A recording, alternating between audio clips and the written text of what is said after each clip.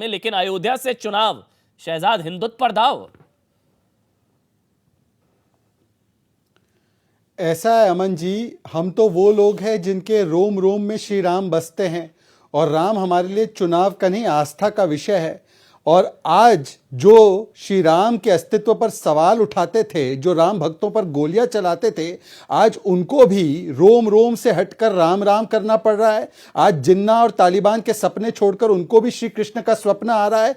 तो ये हमारे हिंदुत्व की एक तरीके से ताकत है, हमारी आस्था की ताकत है कि कल तक जो राम कार सेवकों पर गोलियां चलाने का काम करते थे, आज वो राम जी के बारे में, परशुराम जी के बारे में, कृष्ण जी के बारे में बड़ी बड़ी बातें करने पर उतर आए, चुनावी हिंदू बन रहे। जहां तक सवाल है योगी आदित्यनाथ जी के कहां से चुनाव लड़ने का, तो ये तो फैसला पार्टी करेगी और बहुत जल्द आपके सामने हो जाएगा। परंतु मैं आपको बताना चाहता हूं कि पिछले 7 वर्षों में चाहे मोदी जी हो या पिछले 4.5 वर्षों में योगी जी हो, ये दोनों हिंदू आस्था केंद्र और सांस्कृतिक हमारे जो आस्था केंद्र है, इनके विश्वकर्मा के रूप में उभर कर आए हैं।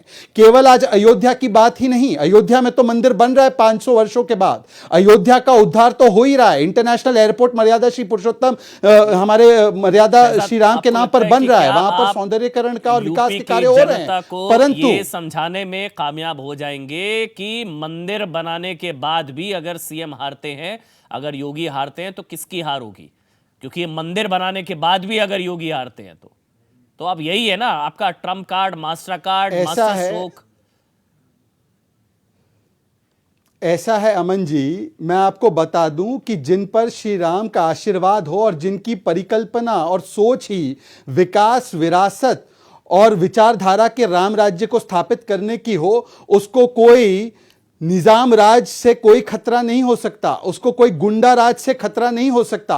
और अंततः इस देश में और प्रदेश में गांधी जी की परिकल्पना की हुई राम राज्य की ही जीत होगी। इसीलिए हार के बारे में सोचना अभी मुझे लगता है केवल जो निजाम राज लाना चाहते हैं, माफिया राज लाना चाहते हैं, उनको सोचना चाहिए। और इसीलिए आज शायद वो निजाम राज की बातें छोड़कर, जिन्ना राज की बातें छोड़कर राम राम करने लगे हैं। परंतु मैं एक आपको बात बता दूं कि आज चाहे अयोध्या जी हो जहां पर भव्य दीप उत्सव मनाया गया, चाहे वो काशी के जो हमारा धाम है जिसका पुनरुद्धार किया गया, चाहे बनारस के घाट हो जिनकी सफाई करके उनके ऊपर दीप दिवाली मनाई गई जिसको पहले अंधकार में रखा जाता था, चाहे वो चित्रकूट हो जहां पर हमने अनेकों विकास के कार्य किए हैं, चाहे वो मथुरा जी हो जहां पर शराब और मांस को प्रतिबंधित कर वहां पर हमने मथुरा के उद्धार के लिए अनेकों 400 करोड़ के प्रोजेक्ट शुरू किए गए हो। आज हिंदू आस्था केंद्रों की चिंता 70 वर्षों में क्यों नहीं हुई?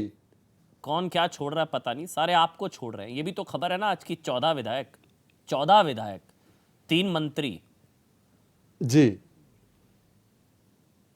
तो ये सारे रामद्रोही हैं। अब ठीक है, तो कुछ लोग जी नहीं, देखिए ऐसा है कि कुछ लोग अभी अपना अलग अवसर तराशने के लिए, हो सकता है उनको पता चल गया हो कि जनता उनसे नाराज है और हो सकता है कि उनको आने वाले समय में भारतीय जनता पार्टी का टिकट ना मिले और हो सकता है कि जनता का भी समर्थन ना मिले।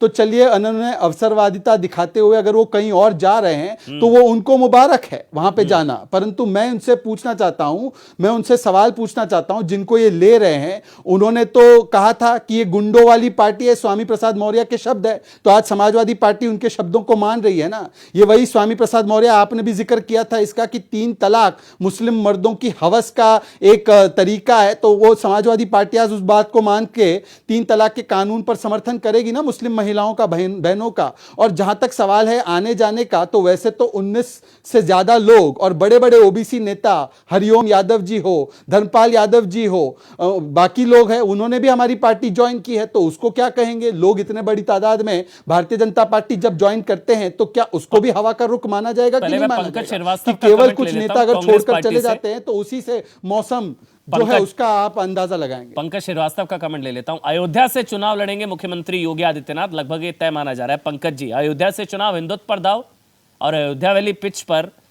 देखिए पहली बात तो है पंकज भाई, गोरखपुर से आते हैं, गोरखपुर से हैं माननीय योगी आदित्यनाथ जी, जरा लगातार वहां से चुनाव लड़ते रहे हैं जी, और ये बहुत साफ लग रहा है कि गोरखपुर से दोबारा चुनाव लड़ने की उनकी हिम्मत नहीं पड़ रही, इसलिए कभी वो अयोध्या, कभी वो मथुरा, इधर उधर भागते हैं।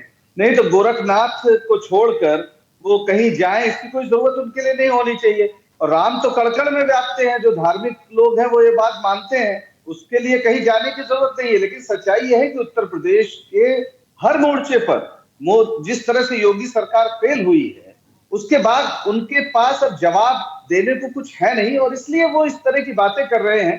अरे भाई, आप चुनाव जीत कर आए थे इस प्रदेश को बेहतर करने के लिए। आपने इस प्रदेश को इतना ज्यादा तकलीफ दी है, लोग एक एक सिलेंडर के बिना, ऑक्सीजन सिलेंडर के बिना मरे हैं।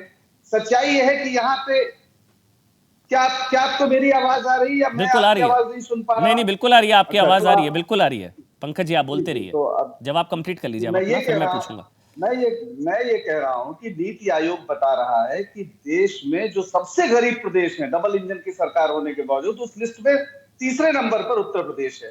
नीति आयोग ही बता रहा है कि स्वास्थ्य सेवाओं में फिसड्डी है, उत्तर प्रदेश सबसे खराब है। और कल वर्ल्ड बैंक की रिपोर्ट आई जिसमें बताया गया कि 1000 बच्चों में से 60 बच्चे 5 साल की उम्र करने के पहले मर जाते हैं उत्तर प्रदेश में, और ऐसा आंकड़ा करीब करीब अफगानिस्तान का है।